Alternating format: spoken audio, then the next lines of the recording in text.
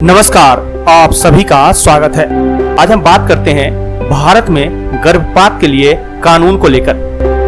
गर्भपात का मतलब जानबूझकर गर्भावस्था का समापन करना है, जो गर्भावस्था के पहले 20 सप्ताह के दौरान किया जाता है। भारत एक ऐसा देश है जहां गरीबी और अशिक्षा जैसी समाज की कई प्रकार की बुराइयां फैली हुई हैं। 1971 में medical termination of pregnancy (MTP) act को अपनाने के बाद भारत में गर्भपात केवल कुछ निश्चित प्रावधानों के लिए ही वैध है।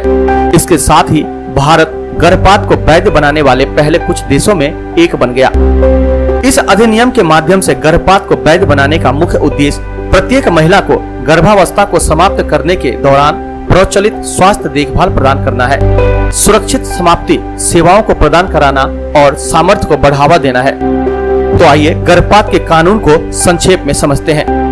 अभी तक आपने इस चैनल को सब्सक्राइब नहीं किया है तो अभी कर ले, और हाँ, घंटी के बटन को अवश्य दबाएं ताकि अगले वीडियो की जानकारी आप तक आसानी से पहुंच सके। गर्भपात कब किया जा सकता है? अधिनियम की धारा 3 के तहत चिकित्सा की अनुमति और अनुमोदन द्वारा स्वास्थ्य उपयोग के रूप में जब महिला के शारीरिक या मानसिक स्वास्थ्य के लिए जान या जोखिम का खतरा हो, जब गर्भावस्था के दौरान महिला के जीवन के लिए जोखिम अधिक होता है तो यह समाप्त किया जा सकता है।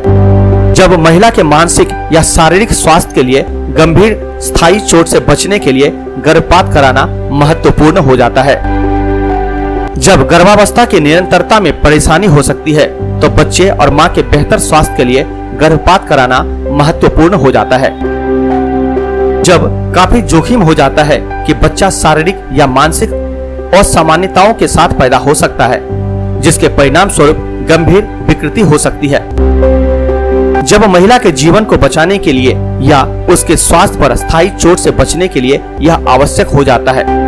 मानवीय आधार पर गर्भावस्था एक यौन अपराध से उत्पन्न होती है, जैसे बलात्कार या महिला के साथ अनुचित संभोग आदि से। तो इन सभी बातों को लेकर गर्भपात किया जा सकता है। यूजेनिक आधार पर एक बड़ा जोखिम है कि अगर बच्चा पैदा होता है तो विकृति और बीमारियों से पीड़ित होगा। गर्भपात की अनुमति देने पर सुप्रीम कोर्ट की नजर। शीर्ष अदालत ने 2017 में एक किशोर बलात्कार पीड़ित को उसकी 24 सप्ताह की गर्भावस्था को समाप्त करने की अनुमति दी थी। वास्तव में अदालत ने बहुमूल्य समय की हानि के लिए खेद व्यक्त किया। उसमें उस लड़की की गर्भावस्था को पहले ही समाप्त किया जा सकता था। शीर्ष अदालत ने 2016 में एक महिला को 24 सप्ताह के भ्रूण को समाप्त करने की अनुमति दी, जो स्वीकार्य 20 सप्ताह के समय सीमा के खिलाफ था। कोर्ट ने कहा कि कई गंभीर असामान्यता वाले भ्रूण को जारी रखना भ्रूण और मां दोनों के लिए जानलेवा साबित हो सकता है, और इसलिए मां को जटिलताओं से बचाने के लिए गर्भपात की अनुमति दी गई। हालांकि उपयुक्त निर्णय का मतलब यह नहीं है कि गर्भावस्था की समाप्ति हर स्थिति में होने की अनुमति है। वास्तव में यह सब मामले के तथ्यों पर निर्भर करता है। गर्भपात कब नहीं किया जा सकता है? अधिनियम की धारा 3 के तहत एक नाबालिग गर्भवती लड़की उसके कानूनी अभिभावक की लिखित सहमति के बिना समाप्त नहीं कर सकती है। महिला की सहमति के बिना गर्भपात नहीं हो सकता है। सुप्रीम कोर्ट ने गर्भपात की अनुमति नहीं दी। 2017 में एक गर्भवती महिला ने अपने 26 सप्ताह के भ्रूण को जमीन पर गिराने के लिए सुप्रीम कोर्ट का दरवाजा खटखटाया था, जिसमें बच्चा डाउन सिंड्रोम से पीड़ित था। हालांकि अदालत ने यह घोषणा करते हुए इनकार कर दिया कि हमारे हाथों में एक जीवन है और इस प्रकार भ्रूण को मारना उचित विकल्प नहीं है।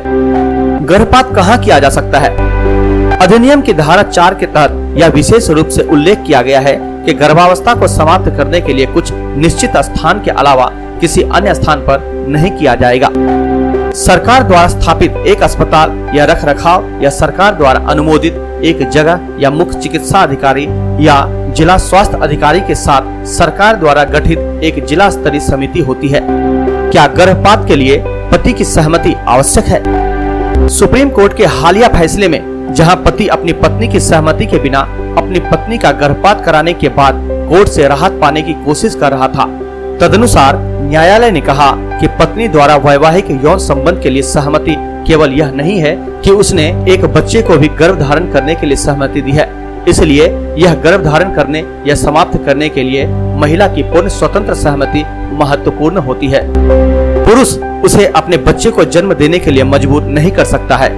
इसके अलावा अदालत ने यह कहते हुए और जोड़ा कि एक महिला ऐसी मशीन नहीं है जिसमें कच्चा माल रखा जाता है और तैयार उत्पादन निकलते हैं।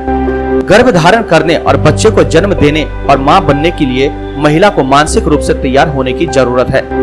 अवांछित और नियोजित गर्भावस्था केवल गर्भवती महिला के शारीरिक और मानसिक स्वास्थ्य को प्रभावित करती है।